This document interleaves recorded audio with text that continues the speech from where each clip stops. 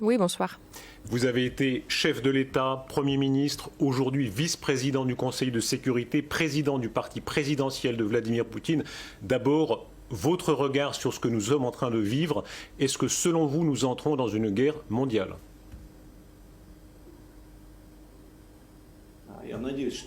J'espère que non. Pour l'instant, nous arrivons à retenir, si vous voulez, la situation. Même si on fait une comparaison de la Bible, si on se rappelle des paroles de l'Apocalypse, le premier ange a donc sonné les cornes et donc on a vu les premiers signes de l'Apocalypse. On peut dire qu'on est à peu près à la même stade. On n'est pas encore à l'arrivée de l'Apocalypse et c'est à nous de faire tout le possible pour éviter la Troisième Guerre mondiale. En tout cas, la politique de notre pays vise justement cet objectif. Et même l'opération militaire spéciale est en fait menée pour éviter la Troisième Guerre mondiale. Pourquoi? Pour la simple raison, si l'Ukraine donc avait eu cet appui pour adhérer à l'OTAN et puis en dirigeant fou ukrainien aurait l'idée de lancer une guerre ou une opération, une agression contre la Russie, ça signifierait le début de la Troisième Guerre mondiale. Mais M. Medvedev, à partir de quel stade est-ce que vous estimeriez que les intérêts de la Russie, les intérêts vitaux sont menacés? En fait, ces intérêts vitaux sont déjà menacés. Les intérêts vitaux de la Russie sont déjà menacés. Et c'est pour ça, en fait, que l'opération militaire spéciale est en cours, parce qu'elle vise à protéger le Donbass, mais aussi à démilitariser les forces armées ukrainiennes et aussi la dénazification du territoire ukrainien. Si la menace aux intérêts vitaux de la Russie n'existait pas, l'opération ne serait pas en cours non plus. Donc, jusqu'à un certain moment, on aurait pu l'éviter et nous nous sommes lancés dans toute une série de négociations, y compris avec l'Ukraine. En tout cas, nous avons essayé avec nos partenaires européens, avec les États-Unis, mais ces négociations ont été stériles et n'ont abouti à rien. Personne n'a pas voulu nous entendre. L'Ukraine n'espérait qu'une aide occidentale et les Américains, tout comme les Européens, ont refusé tout dialogue. En fait, ils ont refusé de prendre des décisions pour confirmer la non-adhésion de l'Ukraine dans l'avenir à l'OTAN. Ils ont proclamé cette politique des portes ouvertes et ont refusé de donner des garanties quelconques. Vous connaissez le résultat. Monsieur le Président, il reste que vous avez envahi un État souverain. Aujourd'hui, est-ce que vous considérez que M. Zelensky est un interlocuteur, oui ou non?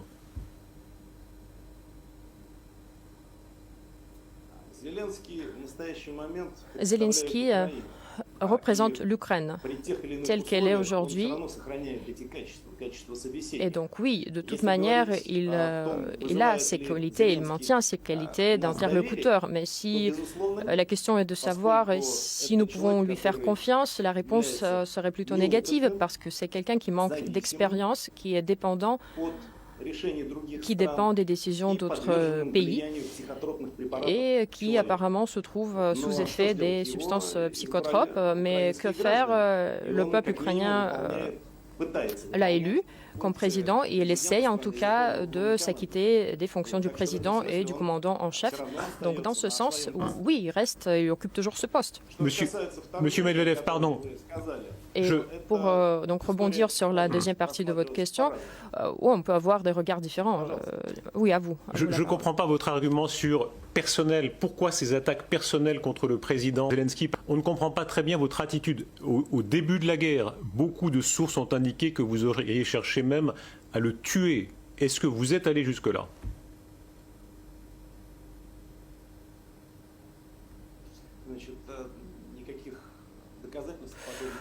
Je ne pense pas qu'il y ait de preuves quelconques. Ce ne sont que des allégations, des spéculations. Quant à notre attitude à l'égard du président Zelensky, ça n'a rien à voir avec son physique ou son passé d'acteur, mais ça vient de ses actions réelles. C'est une personne qui a accédé à ce poste sans avoir un jour d'expérience dans la politique, qui a gagné sa gloire ayant tourné dans un film sur le président. Donc elle a refusé des négociations normales avec nos pays en s'appuyant pleinement sur l'appui de l'Occident et des États-Unis. Donc c'est la personne qui ne mène pas de politique indépendante.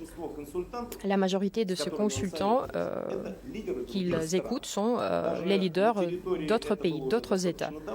En fait, c'est quelque chose que nous observons depuis longtemps. Même le service de sécurité ukrainien, 2 étages du bâtiment sont occupés par la CIA. Alors, peut-on vraiment le considérer comme un président indépendant et autonome?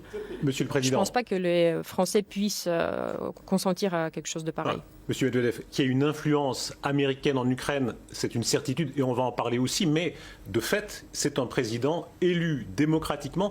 Vous avez dit tout à l'heure, ça reste votre interlocuteur. On peut prendre ça pour acquis qu'un jour vous allez parler avec monsieur Zelensky.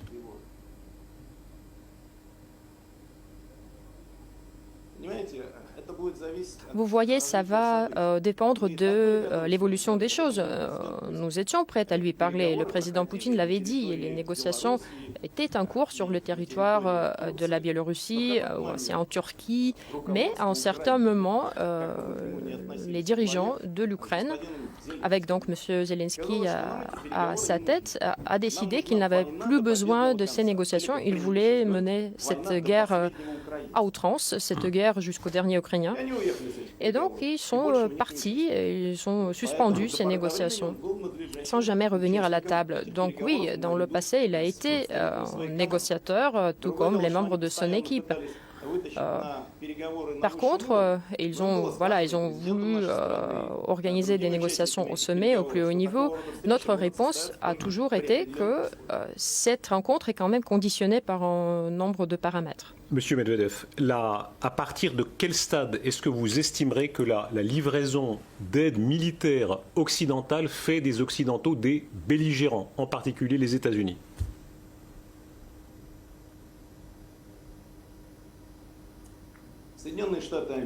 Les États-Unis et les membres de l'OTAN, en fait, de facto, sont déjà impliqués dans ce conflit. Et si on utilise les formules anglo-saxonnes, les États-Unis, le monde occidental et l'OTAN, et malheureusement la France en partie, mènent, c'est comme on dit en anglais, les proxy wars.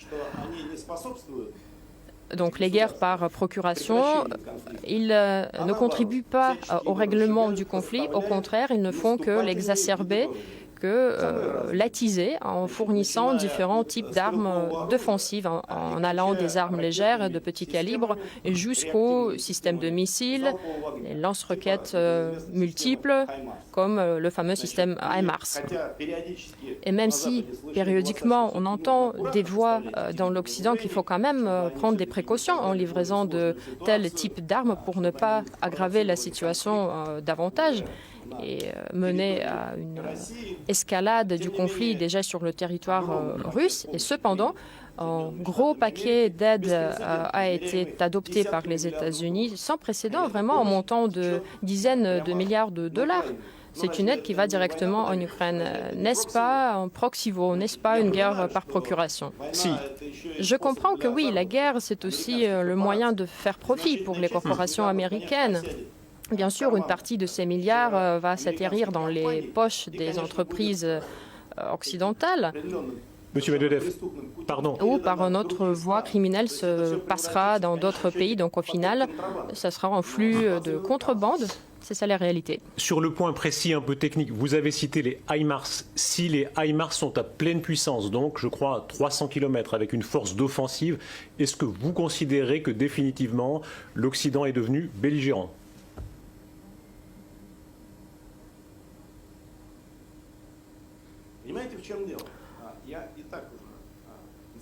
En fait, j'ai déjà pu constater que d'une manière ou d'une autre, l'Occident prend part à ce conflit. L'Occident n'a pas dit, bon, nous n'allons qu'observer, nous allons créer des conditions favorables pour les négociations, nous allons inviter des négociations et proposer nos services de bonne volonté. Mais non, l'Occident a préféré de gaber l'Ukraine avec des armes, de l'argent, des ressources pour que l'Ukraine puisse s'approvisionner d'armements. N'est-ce pas une participation à un conflit?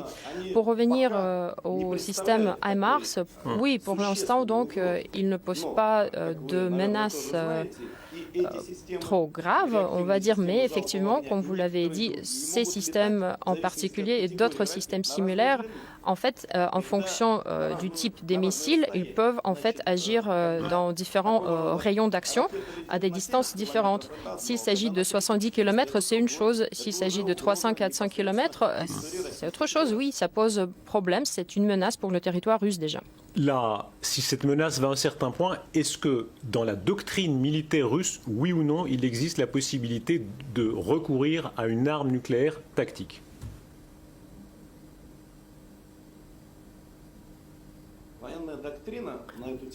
La doctrine russe sur ce sujet, en fait, est un document qui a été rendu public, c'est accessible. Le document s'agit des fondements de la politique nationale dans le domaine d'utilisation d'armes nucléaires. Et donc, il y a 4 raisons prévues pour l'utilisation, le recours aux armes nucléaires. Je peux, si vous voulez, les énumérer. Donc, la première Mais raison... surtout, pardon de vous interrompre, on a surtout envie de savoir si, de votre point de vue, c'est effectif maintenant, si vous pouvez en arriver là dans votre esprit.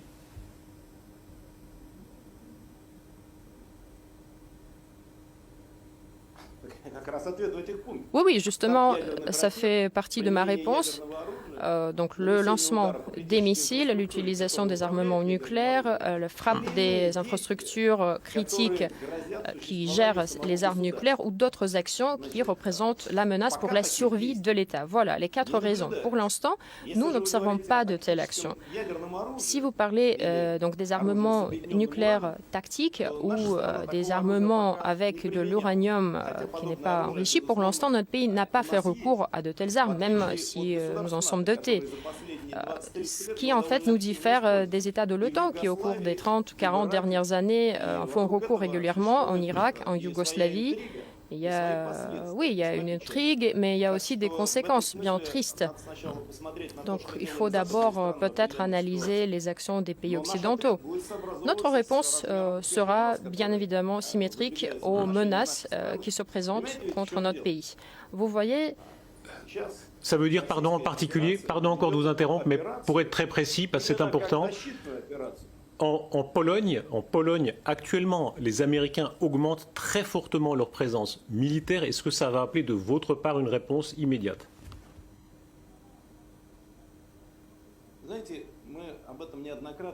Nous l'avons dit, en fait, à plusieurs reprises. Les activités visant à élargir la présence militaire dans les pays déjà membres de l'OTAN, c'est quelque chose qui ne nous réjouit pas, mais c'est une chose naturelle. Les mêmes activités ont toujours été en cours dans les années 70 ou 80. L'OTAN n'a jamais cessé d'élargir son empreinte en s'approchant de nos frontières. Nous n'avons vraiment réagi qu'au moment où l'OTAN a voulu aussi s'emparer de l'Ukraine, donc élargir sa présence à ces territoires-là. Et d'autre part, à un même moment, le leader ukrainien a dit qu'il n'excluait pas la possibilité de doter l'Ukraine d'armes nucléaires parce qu'ils ont déjà certaines capacités. Alors comment pourrait-on ne pas réagir? Historiquement, l'Ukraine y a renoncé. Dans l'histoire du 91, l'Ukraine avait renoncé à son armement nucléaire, donc on en est très loin pour l'instant. Et elle n'est pas membre de l'OTAN.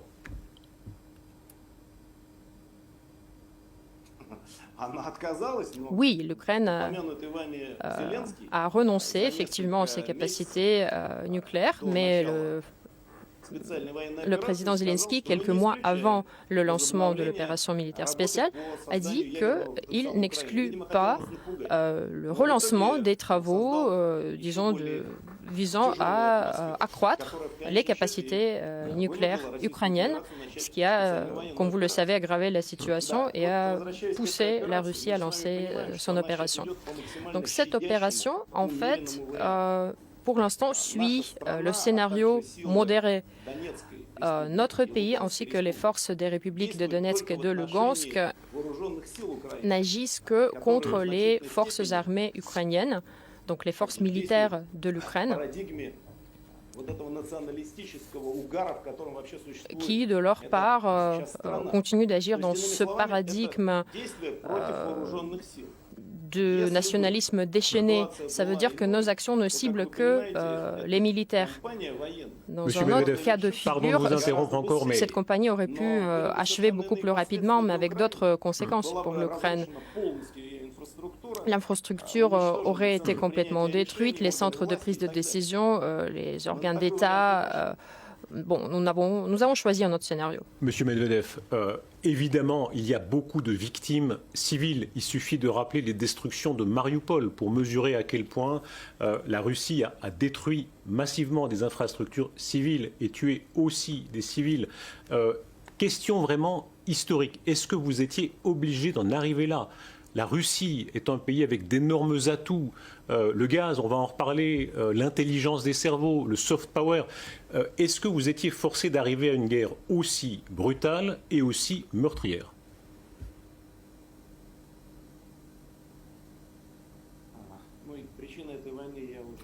Bon, les raisons de cette guerre, je les ai déjà citées, mais je peux y revenir. Alors, si les dirigeants ukrainiens avaient eu le courage de reconnaître la réalité, si la direction ukrainienne n'avait pas persécuté leur propre population à Donetsk et à Lugansk, s'il n'y avait pas eu des milliers de victimes parmi les citoyens ukrainiens et les citoyens russes qui y habitent, si l'OTAN n'avait pas incité les ambitions de l'Ukraine dans ce sens, si nous n'avions pas eu ce genre de déclaration sur l'armement nucléaire de l'Ukraine, cette opération militaire spéciale ne verrait pas le jour. Pour ce qui est des victimes parmi les civils, oui, malheureusement, chaque guerre fait des victimes, mais en grande partie, ils sont liés à la politique désastreuse des forces armées ukrainiennes parce que eux, ils utilisent leur propre population comme des boucliers humains en installant les lance-roquettes HIMARS dans les écoles, dans les hôpitaux, ce qui provoque naturellement les pertes parmi les civils. Cependant, M. Medvedev, ils sont sur leur territoire. Quoi qu'il en soit, ils sont sur leur territoire souverain et ça, on ne peut pas le changer. De fait, vous êtes dans la position de l'agresseur, mais sur le but que vous poursuivez, s'il vous plaît, quelle est votre précision concernant Lugansk et Donetsk? Est-ce que vous visez, est-ce que vous espérez des référendums et un rattachement complet à la Russie, comme c'est déjà le cas de la Crimée?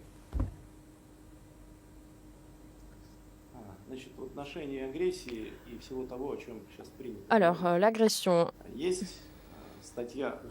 Il y a un article de la Charte des Nations Unies, l'article 51, le droit des peuples à l'autodéfense, et il y a aussi son interprétation, basée d'ailleurs sur les cas anglo-saxons du 19e, qui porte notamment sur le droit de la défense anticipée, pour les cas donc où un autre pays fait preuve de la volonté donc de frapper un territoire particulier.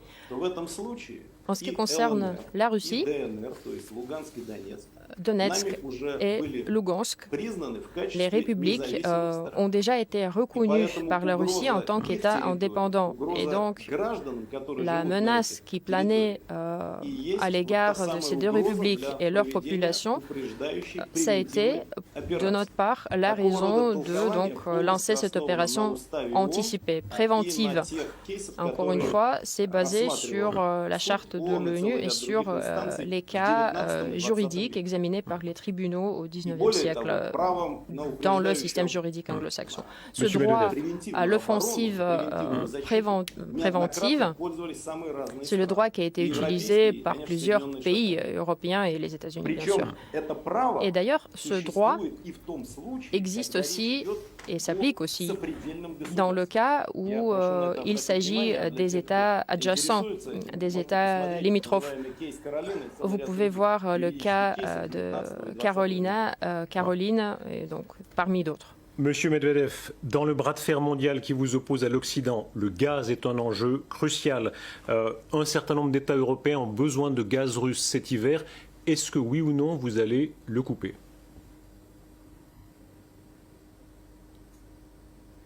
Я не хочу, чтобы ваши вопросы остались без ответа. Вы спросили в отношении признания. Я не успел еще ответить. Oui, pour terminer la question précédente, donc la reconnaissance de ces deux républiques, ce genre de reconnaissance et le rattachement n'est possible que dans le cas des référendums. Et c'est la décision à prendre à ces deux républiques. Oui, nous avons l'exemple du référendum à la Crimée avec son rattachement à la Russie. Pour ce qui est des référendums de ces deux républiques, on verra les résultats. Pour le gaz. Oui, effectivement, c'est un autre aspect du conflit actuel et un élément de la guerre qu'on mène contre notre pays. Nous n'avons jamais refusé de livrer du gaz en Europe. Nous avons construit le Nord Stream 2. Nous sommes toujours acquittés de tous nos engagements, mais après, on nous a dit on n'a plus besoin de votre gaz, qui plus est. Nous ne pouvons plus payer en dollars ou en euros tant que toutes les transactions, les transferts bancaires sont bloqués. Donc nous avons proposé la seule solution possible, c'est d'utiliser notre devise nationale, le rouble, en tant que moyen de paiement. On aurait pu accepter les paiements en d'autres devises si, encore une fois, les activités bancaires auraient été dégelées. Mais c'est une situation qui est complètement provoquée par l'Occident. Aujourd'hui, oui, nous sommes prêts à livrer le gaz aux montants qui sont déjà prévus par les contrats, mais ça va aussi dépendre de la position de l'Occident. Si on essaye de nous forcer la main ou si on essaie de bloquer les transactions ou encore si on essaye de nous refuser de livrer les turbines réparées, ça sera un peu difficile pour nous d'assurer l'approvisionnement. On comprend les termes de votre contrat si on veut, mais est-ce que si vous coupez le gaz, ça n'est pas une fuite en avant, une aventure pour vous aussi? Vous vivez en grande partie du gaz. Est-ce que ça n'est pas une folie si la Russie se coupe entièrement du commerce européen pour aller vers l'Asie? Est-ce que vous pouvez vraiment assumer cela?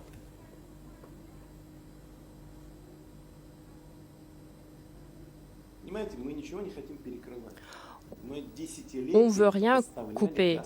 Nous avons approvisionné du gaz en Europe pendant des décennies, au bonheur de tout le monde.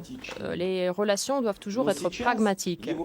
Mais à l'heure d'aujourd'hui, l'Europe suit aveuglément la politique américaine. Rappelez-vous, le président Trump, il s'étonnait toujours qu'il y avait des gazoducs donc vers l'Europe en proposant de livrer du gaz naturel liquéfié américain en Europe, ce qui est très cher, presque irréel.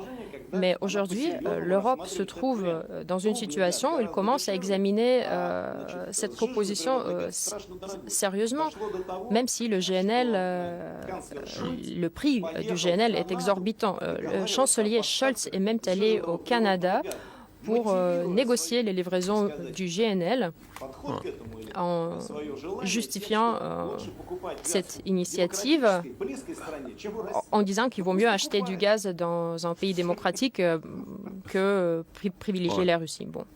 Est-ce que vous comptez sur un changement dans les opinions en Europe? En France, une Marine Le Pen s'est prononcée contre les sanctions. En Italie, un Matteo Salvini.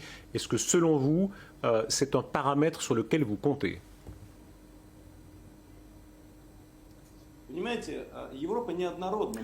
L'Europe n'est pas homogène, nous le voyons très bien. Il y a des pays qui sont dans le collimateur, qui suivent en fait, qui sont dans le sillage de la politique américaine, qui fonctionne dans ce système suzerain vassal. Les pays baltes, la Pologne, qui n'attendent que des messages, des ordres venant d'outre-mer, d'outre-Atlantique. Il y a des pays plus indépendants.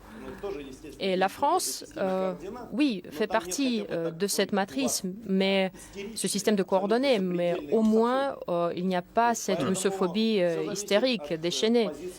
Donc oui, tout dépend de la position des politiciens, des leaders. Si les leaders européens veulent un jour rétablir les relations, nous serons pour, parce que c'est pas nous Vous faites qui une avons... différence, pardon, vous avez cité la France. Emmanuel Macron continue de parler à Vladimir Poutine, Madame Colonna, Monsieur Lavrov, etc.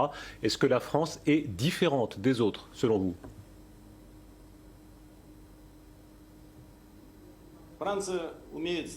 La France peut faire des diagnostics médicaux. Ainsi, le président Macron a constaté le mort cérébrale de l'OTAN et c'est un bon médecin, à mon avis. Donc on peut parler, on peut dialoguer. Ce que nous voyons sur l'exemple du dialogue entre Emmanuel Macron et Vladimir Poutine, c'est un dialogue plein du respect, même si les positions divergent, mais le dialogue se poursuit. Et c'est juste, à mon avis. Et d'ailleurs, les russophobes les plus ardus critiquent beaucoup le président Macron pour cette raison. Mais je pense que c'est un dialogue utile, tout comme au niveau de nos diplomaties. Dimitri Medvedev, il suffit d'aller dans les archives. On voit des images de vous au temps des sourires avec le président Chirac. Vous avez été président, Premier ministre. Vous incarniez pour beaucoup d'Occidentaux l'aile libérale. On vous a vu aussi avec Édouard Philippe au Havre. Aujourd'hui, vous passez pour l'un des plus durs contre l'Occident. Quand a eu lieu la rupture ?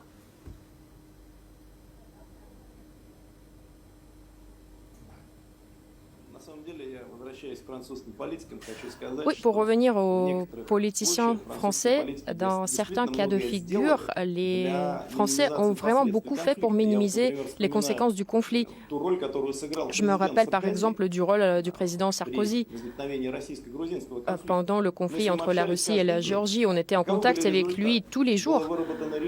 Au final, nous avons pu élaborer une décision acceptable pour tout le monde et la Russie et l'Europe ont pu rétablir leurs relations assez rapidement. Donc ça ne dépend que de mes attitudes antérieures, mais aussi de la position de nos partenaires. Oui, pour ce qui est mes sentiments, oui, ça a beaucoup changé. Ce n'est pas que j'ai eu une deuxième naissance, mais c'est une conséquence directe de la politique de nos partenaires. C'est une politique russophobe, je ne peux pas trouver un autre mot. Donc oui, c'est ça qui a fait que ma rhétorique, mon discours a changé. Est-ce qu'il n'y a pas un gâchis historique, une responsabilité que vous portez ? Les soviétiques ont été d'un courage inouï pendant la guerre face aux nazis. Aujourd'hui, ils pourraient continuer à influer sur le monde de manière, cette fois pacifique. Vous avez choisi la guerre, une guerre d'agression avec tant de malheurs, tant de souffrances. Est-ce qu'il n'y a pas un vertige historique pour vous ?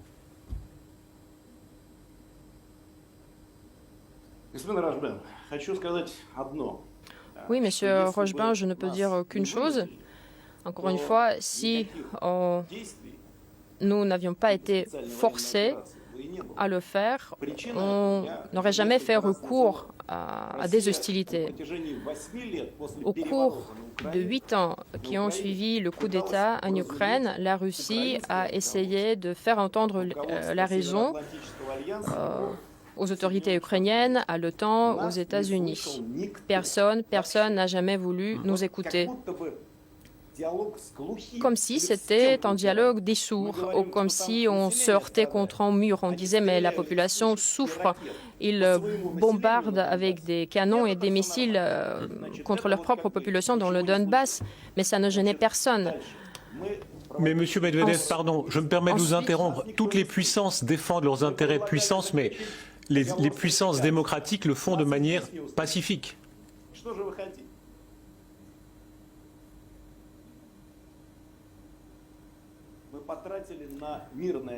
Oui, nous avons mis 8 ans pour essayer de trouver une solution pacifique. Pendant toutes ces années, les habitants du Donbass continuaient à mourir. Les citoyens ukrainiens et russes, ils mouraient suite à des actions criminelles des responsables ukrainiens, les personnes qui prennent des décisions indépendamment du nom du président. Poroshenko ou Zelensky, ils ont mené la politique d'agression directe contre leur propre territoire.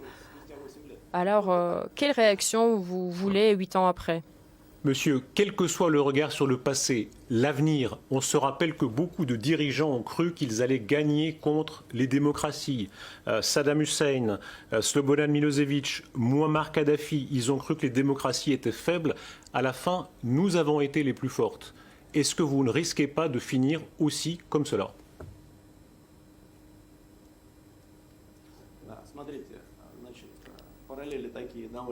Oui, les parallèles sont un peu douteuses, mais bon, personne n'a jamais dit que la démocratie était un mauvais système. Si on regarde ce que Francis Fukuyama, par exemple, a dit là-dessus, la démocratie libérale n'est pas le point final du développement de l'humanité. Et nous en avons vu déjà des preuves. Si c'était bien le cas, depuis longtemps, dans tous les pays, cette forme d'administration régnerait. Mais on peut voir les fruits de l'imposition de ce modèle en Libye, en Syrie et dans toute une série d'autres questions qu'on voulait repenser à la manière occidentale. Donc, oui, je ne suis pas sûre que cette association que vous avez a un rapport avec la Russie. Et autre chose, chaque pays suit en fait son propre cours d'évolution, de développement. La Russie, c'est un pays qui a une histoire de plusieurs millénaires, qui est un membre permanent du Conseil de sécurité avec des capacités nucléaires parmi les plus grandes au monde. Et oui, je suis sûre que nous aurons toujours la possibilité de nous défendre. Vous êtes sous le coup personnellement de sanctions et vous savez qu'une grande partie des Occidentaux espèrent qu'un jour vous serez jugé, vous personnellement, Vladimir Poutine personnellement. Est-ce que dans un coin de votre tête, vous craignez cette hypothèse?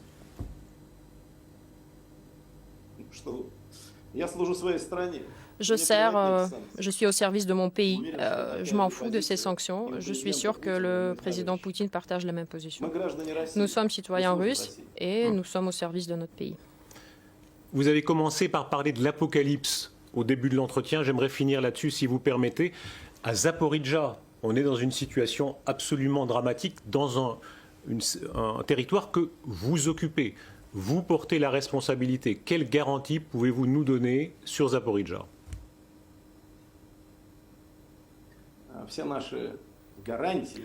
Toutes nos garanties, toutes nos propositions sont bien connues. Je ne vais pas y revenir. Par contre, je tiens à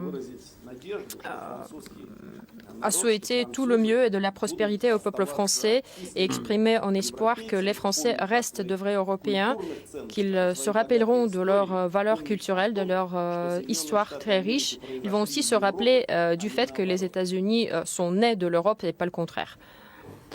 Monsieur le Président, merci de cette interview. Est-ce qu'un jour, la paix est possible? Est-ce que si demain, l'Ukraine accepte par exemple de renoncer définitivement à adhérer à l'OTAN, est-ce que demain, se retrouver autour d'une table est possible? Vous comprenez, le refus d'adhésion à l'OTAN, aujourd'hui, c'est une condition nécessaire, mais pas suffisante pour avoir la paix.